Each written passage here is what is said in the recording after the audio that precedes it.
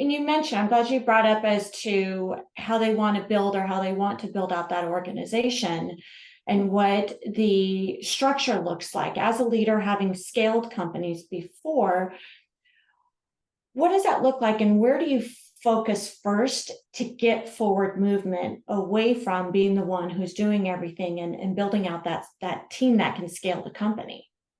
Well, and that's really it. It's understanding where those gaps are and really understand the difference between, we talked about a little bit earlier, a leadership team and a senior team.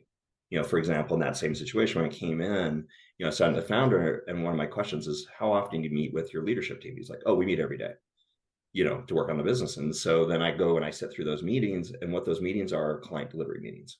How our client project going? What are we doing here? The team is operating as a senior delivery team. They're not actually talking about working. They're working in the business. They're not talking about working on the business. So it's really understanding that, and then accepting that now you've got to start bringing those people into that role. You've got to empower them to it. A lot of founders have a hard time because they're like, well, I know everything that needs to happen. I can't afford for people to come up that curve and make mistakes. And I try and tell them, you can't afford for them not to, because that's why you're in the situation you're in.